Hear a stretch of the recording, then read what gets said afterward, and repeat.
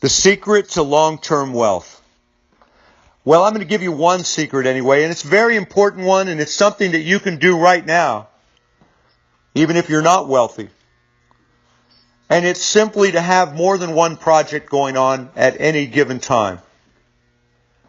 Sounds simple. It is simple. And I'm going to try to share the best strategies here for you to do it. Now, all of this, the reason I'm communicating this to you right now is because of a letter that I received from my mother, my 86-year-old mother who loves me. And I made a mistake about a month ago. I told her that this company that I had been working with for 4 years, a little over 4 years, they got shut down by the government. Due to no fault of theirs, I might add.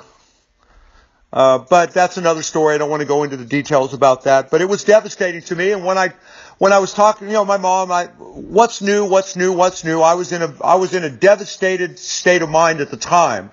I was still coming out of shock. I had just found out about this a few days prior. And I'd been with this company for 4 years. A really great company, headquartered out of Malaysia, run by a brilliant entrepreneur. And I told my mom about it. I was devastated at the time. Well, then, her mind went into overtime. I should have never done it. Should never talk to my mom about the business. She doesn't understand. And so she sends me this long letter. What are you going to do right now? What are you going to do? I'm sorry she thought like my whole business collapsed. Like my whole business just completely and totally failed. In her mind, because she knew that I had been working with this company, they were flying me around the world, treating me like a king, and they were doing so many wonderful things, but they did get shut down by the government, or the government shut their websites down, and so right now that company is temporarily on hold, but like all great entrepreneurs, the man that runs that company will be back.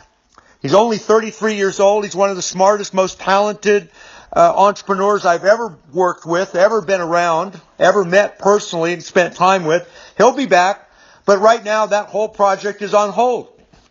And I made the mistake of telling my mom when I was all bummed out about it. Now she gets all worried, like she thinks it's my whole business has failed. Well, that project that I've been with for 4 years, it was important to me. And I do care deeply about this brilliant entrepreneur that's behind the company, and he's definitely in my thoughts and prayers every day, and I'll be right there, ready to work with him when he gets through this nightmare that he's going through right now. But the point I want to make is, I've got a lot of different projects. I've got a lot of different options.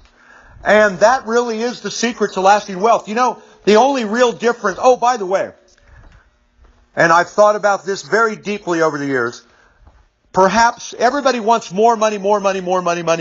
Okay? Me too. I want more money just like you do. But money will not buy you happiness. At least, here's what money really buys you. Money buys you choices. And I would say that that's probably all money really does buy you. Better choices, more choices. And that is the secret to long-term wealth here. The wealthiest people in the world, when they take a hit, it doesn't devastate them. They have the money cushions the blow, so to say. They have other options. They have other choices. In my case, what my mother didn't realize, because I don't talk to her about the business, and I never should have talked to her about the business, because she just worries. She loves to worry, waiting for the sky to fall in, so to say. When that whole thing went south, I had other things to fall back on. And that's the real secret here I want to share with you. Think about it as a stove with back burners. So you got different projects you're working on. Some of them are on the front of the stove. Some of them are simmering on the back. But when one thing, so it's just, I was going through hell at the time. There's that great quote that just says, when one door closes, another door opens, but it's hell in the hallway.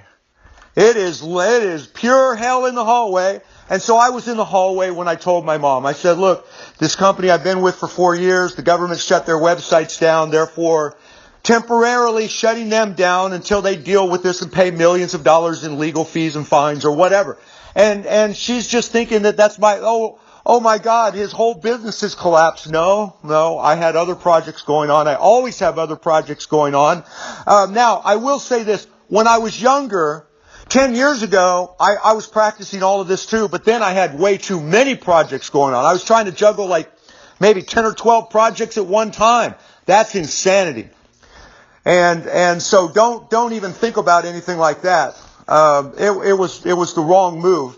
Now I always have 3 or 4 projects. I have 3 or 4 main projects going on all the time, different things that are bringing in different amounts of money. And the people that I really feel sorry for through this whole situation that happened with the company in Malaysia are the people that was the only deal that they had. That was it for them. They had this situation with this company. They were affiliates of this company, as I was. And that was the only gig that they had. And when this thing went down, they panicked. And yes, for me, I was devastated for about 4 or 5 days.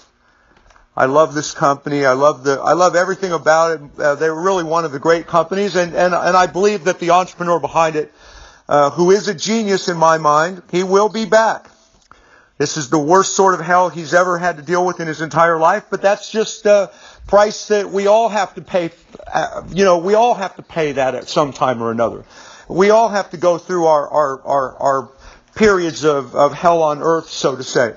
But the secret is you have a lot of different projects going on, or several different projects going on. You know, my business partner, Chris Lakey, he loved this company in Malaysia just as much as I did. Maybe more. And Chris is the most imperturbable person I've ever met in my life. I mean, he is the poster child for imperturbability. The man is stoic by nature. He's not riding that emotional roller coaster like I am. And I said, Chris, this is maybe like 2 weeks after all this happened. I said, surely this thing has just devastated you, man. Surely you're just devastated by all this. And he goes, TJ, I don't have time to be devastated. He goes, yes, this whole thing, it's terrible. It's a tragic situation. And of course, like me, he's very sympathetic towards the young entrepreneur who's going through this terrible situation right now. But he said, look, he's got 6 kids. He's got another business that he runs other than the one other than the involvement that we have.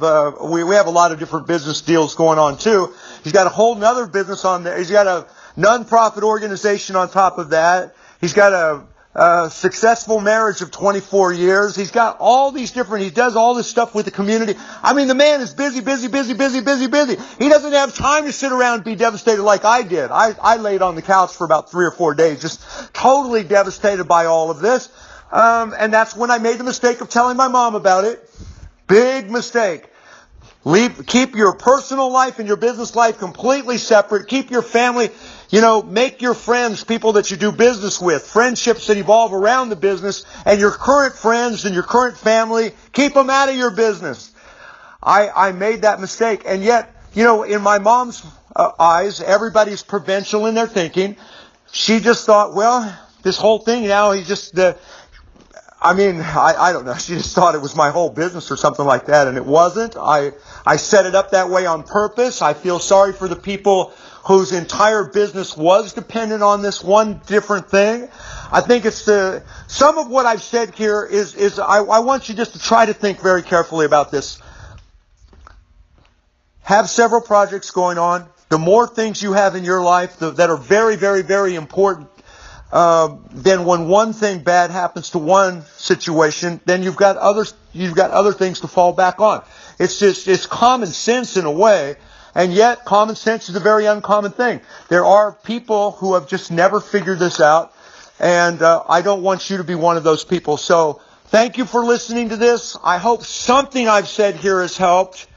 I hope something has made a difference here. If you're one of my clients, I'm extremely grateful for you. Thank you for all the all the support, and I hope that you're getting a lot out of being a client of mine.